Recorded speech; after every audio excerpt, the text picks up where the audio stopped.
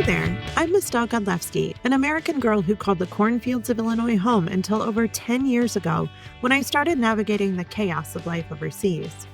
If you've ever felt that itch for something more, that whisper telling you to break free from the ordinary, you're in the right place. This podcast is your backstage pass to the wild ride of moving abroad. I'm here to pull back the curtain on the real journey, sharing stories that are funny, dramatic, and sometimes downright unbelievable. We'll explore the gritty details, from battling culture shock and navigating tricky visa processes to celebrating those small victories that make it all worth it.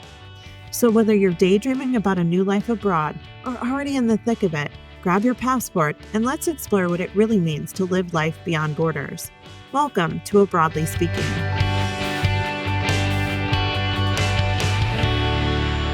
Hey there, friend. Welcome back to the Abroadly Speaking podcast. My name is Michelle. If you've been here before, welcome back. If you're new here, welcome. We're excited that you're here. This week, I wanted to jump into job searching and kind of some of the things that people do that keep them stuck and jobless when looking to move abroad. And this is going to be a tough love episode, so pull up your big girl panties, and I'm going to say some things that will make you squirm a little, and you're going to probably resist some of this. Just sit with that for a minute. Please think for a moment about it. Ponder it with maybe a glass of wine in a moment when you're not stressed out. But I want to drop these things for you because I feel like if we don't drop truth bombs, we live in a world of, oh, it'll be fun, and it's not really fun. So I hope that's okay for you. And if it makes you uncomfortable, good. That's what it's here for. So let me just say it. You're not jobless because you're lazy. You're jobless because you're focusing on the wrong shit. I love you, and someone had to say it. Okay. So let us figure out what you're doing wrong so that maybe we can do it right in the first time. Let's start with the advice that makes me want to throw my laptop out of the window. Just get a remote job, as if remote automatically equals Europe or remote automatically equals a visa, as if remote somehow means a stable salary and healthcare and, oh, I don't know, a path to actually living abroad. It's like somebody telling you to just eat healthy to a broke single mom in a food desert. Cool advice, zero context, absolutely not helpful. Here's the deal. Honestly, most remote jobs are geo-restricted. That means that you can work from home if your home is for example, within the U.S. tax jurisdiction and a 3-hour window to the company headquarters. A lot of the remote jobs that you see online are remote within the United States, are remote within the US, Canada, and the UK. But they're not going to relocate you to one of those places with that job. You're not going to get a visa because you have that job. Hard facts. If you're trying to leave the States, you need to know if the job is willing to sponsor your visa, if they're open to international hires, and if it's aligned with the labor laws in the country that you want to move to. Just because you have a pretty digital job doesn't mean that you can move everywhere in the world. Some countries don't even recognize digital roles as income, so you have to have a local job to get a visa. That's not everywhere. There are things called digital nomad visas, but in some cases, the US companies won't pay you to work in Spain. And Spain, while would let you have a digital nomad visa, wants you to get paid in euros or pay local taxes. Those are all things you need to consider. The spoiler of this all is that most jobs are not willing to either sponsor your visa, open to international hires, and or meet the labor laws in the country. So spending 8 hours a day applying to remote jobs that require a US address is just productive procrastination. It feels like you're making an effort, but it's actually not moving the needle for you. Next is location specific. Maybe you're spending a lot of time on Zillow or another local country app or website for apartments or homes, and you're in this lovely little dreamland of what you want to do. Or you're on Rightmove, or you're looking at the Paris apartment reels on TikTok and looking and thinking, oh, I'd love to overlook cobblestone streets. You're out here memorizing the square footage of a 2-bedroom in Copenhagen like you've already signed a lease. Meanwhile, your resume still says you're detail-oriented with no international context or no idea how to navigate the the visa process, how you're even still calling it a resume and not a curriculum vitae or CV. You don't need another mood board. You absolutely need a strategy. This is what I'll typically call a fantasy loop. It's when your brain says, I'll feel more prepared if I just scroll a little more. But what you're actually doing is avoiding the real work. You haven't written your country-specific cover letter yet. You haven't researched your visa pathways that actually work for you and your specific situation. You haven't learned how the hell hiring works in Germany or Spain or wherever it is you're obsessing over. You're still calling your resume a resume and not a curriculum vitae, and you haven't even looked at what the format should be for those. If you want to live in Europe, you need to start thinking like someone who works in Europe, not just lives there. So you need to put in the effort.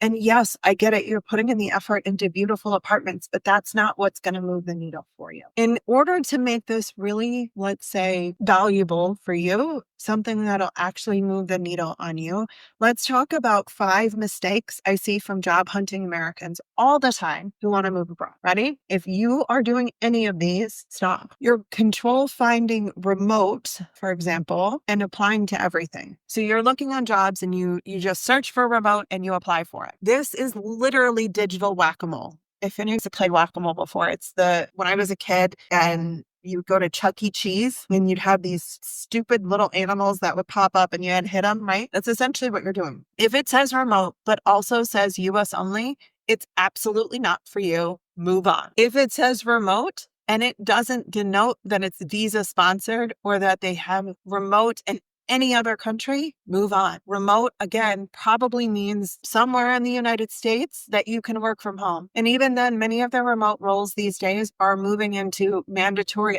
in-office days. So just take it with a grain of salt, stop Control F remote, and start actually looking for jobs where you want to go. The next mistake is waiting for permission. I hate to break it to you, but no one's going to email you with a golden ticket to Europe. You have to claim it. You have to put in the effort for it. And you have to want it more than you don't. Just because you're manifesting it doesn't mean it's going to happen.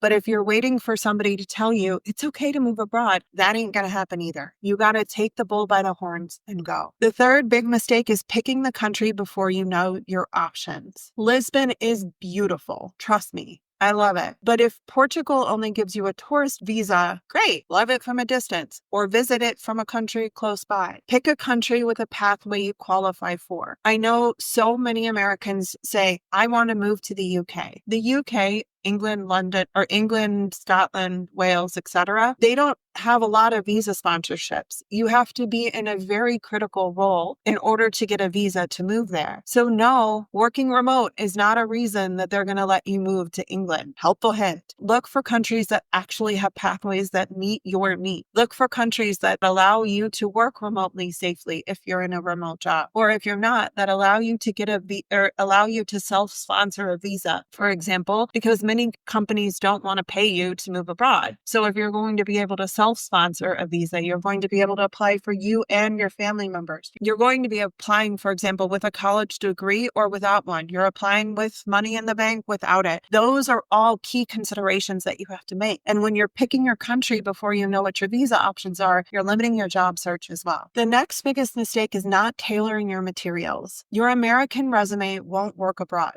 Period. Your one-size-fits-all cover letter won't get you hired. Period. You need to localize your stuff. You need to consider what the requirements are in your local country. That means getting the right CV template, not resume, but CV template for your country. Do you need a picture? Do you need your birth date? Do you need hobbies? Those are all things that as an American are like anticlimactic. Holy crap. No, I wouldn't ever put that crap on my resume. But in Switzerland, it's absolutely expected that you have a photo on your resume, that your date of birth appears on your resume, that your visa status appears on your resume.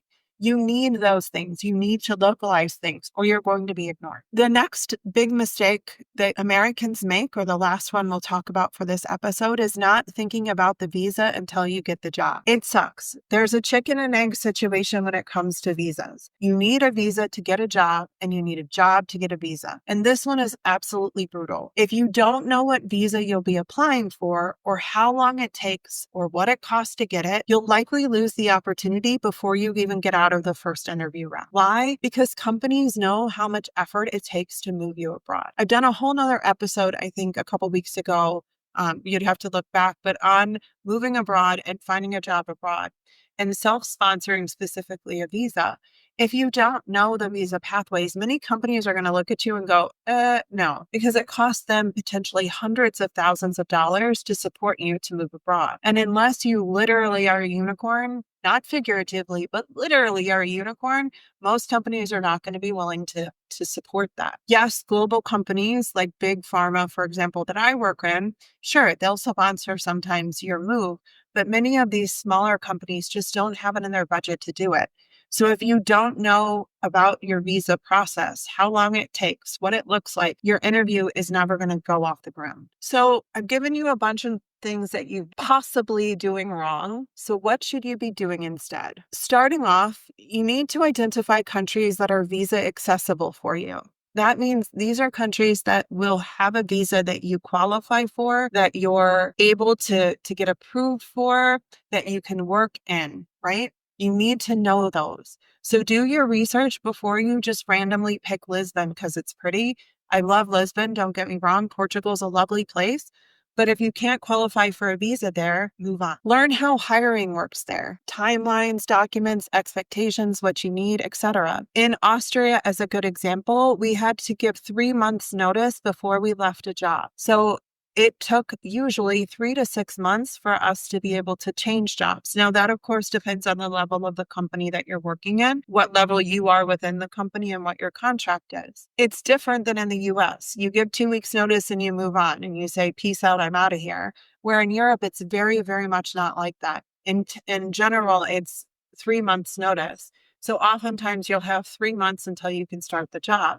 But if your visa is going to take 6 months, for example, well, yeah, got to get on that. So those are big things that you need to think about. Another thing to consider is tailoring your application to the countries and the roles that you're looking for. The one size fits all cover letter, dear hiring manager, please hire me because I'm beautiful, is not going to work. It doesn't cut it. So you really need to consider tailoring your resume, tailoring your CV as it should be called, and also tailoring your cover letter. I do have a free cover letter template that addresses the whole visa question as well. I'll drop it, link for it in the show notes. It's absolutely free for you, but take a look at that. That will help you draft a specific cover letter for the job that you're applying for, as well as covering your visa status with your country. Another big thing you should be doing, the shift you probably could make right now, is to start networking in the countries that you want to move to. So for example, in Spain, if you want to move to Spain and you're looking for a job there, start networking with people that have moved there on LinkedIn, on Slack groups or Reddit or wherever. You're looking for people that are already there, who've done what you want to do. You can look in big companies, for example, if you're in sportswear, Adidas is local here where I live. You can look at Adidas and see other people who moved to Switzerland from the United States working for Adidas. You can look at that, right? You can kind of tell where people are from originally, or that they worked in the United States altogether, because you can see that on their history. Try and connect with those people, right? That's a really big, important way of building a network. And I know it's uncomfortable. You're cold DMing somebody. You're asking somebody to meet with you. Look, I'm not telling you to cold DM 55 people and being like, hey, can you be my friend? I want to move to Spain. Tell me everything you did. It's not the way it works. But looking at someone's LinkedIn profile and saying, hey, I see that you were able to move to Spain. I'm thinking about doing the same thing. I'd love to connect, and start there. And then connect with them and ask, like, don't be a jerk and be like, I have 57 questions and I would like to interview you about moving abroad. I'm going to tell you to go F off, honestly. Well, maybe I won't, but other people might tell you that. I do it for a living. I would say that consider who you're asking and why you're asking them, and what value you bring to them by asking, right? Because people want to connect for a reason that benefits them too. My last tip for today is to start looking at job boards that focused on expat or international roles. Last episode, not the very last one, but a few episodes ago, we talked about looking at international job roles in job fairs, like what you did when you got out of college and you were looking for a job. If you're anything like me, go look at those international job roles. A lot of big companies go to, for example, Atlanta and Chicago and LA and such, and have international job fairs. You don't need to be a current college graduate, like a recent college graduate. You can be absolutely someone in your career, in the middle of it potentially, and that would help you to see what's available. Don't just limit yourself to looking for remote jobs. Above all, stop waiting for your confidence to kick in first. Confidence comes after you start, not before. It's always uncomfortable to do something brand new that you've never done before. It's always easy to say, oh my gosh, I don't feel good about this.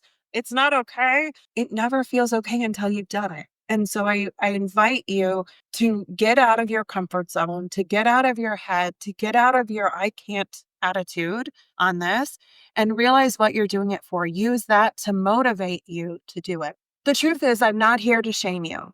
I've absolutely been there. I get it. You're tired, you're overwhelmed, and the internet is absolutely full of trash advice. But if you want to get hired abroad, you have got to stop romanticizing and start strategizing. I have a free event coming up called Still Jobless, Stateside, and Stuck, and it's built for this exact moment. In the masterclass, I'll walk you through why your applications are getting ghosted, what actually matters to international hiring managers, and how to position yourself like someone who's worth the visa.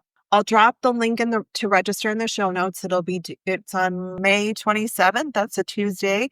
We'll do it at 2 p.m. Eastern time, 11 a.m. Pacific time. Reserve an hour on your calendar. Go reserve a conference room in your office or sit in your couch in your PJs, whatever works for you. But spend the hour with me. Learn how and what to do instead in a more detailed way than what I give here on the podcast. And I'll show you exactly how to make your application be worthwhile to a hiring manager. It's really, really important for that. Because it's not too late. It's not impossible. You've just been misinformed on what's necessary. And now we get to work together to fix that. All right, my friend, that is it for this episode. Go to the show notes for links for the cover letter template, as well as the links for the Still Jobless, Stateside, and Stuck masterclass. That's a lot of S's for me to say today that aren't coming out. But I invite you to register, come hang out, come see me on Instagram. If you have any questions, I'm happy to answer them. Otherwise, if you're catching this after the 27th of May, 2025. Don't worry, I probably will have this again. Just DM me on Instagram and ask, and I'm happy to tell you if I have another one coming or what the next scheduled free event is, just to keep you moving. All right, my friend, that's it for this one. Have a great rest of your day, and I'll catch you on the next one. Thanks for tuning in to Broadly Speaking. If today's episode got you dreaming a little bigger or thinking a little braver, go ahead and hit subscribe, leave a review, or share it with someone who's ready for their own adventure. And hey, don't be a stranger. Come hang out with me over on Instagram at I am Estelle for the real, unfiltered life abroad. Keep that passport handy, and remember, life's too short to stay in one place.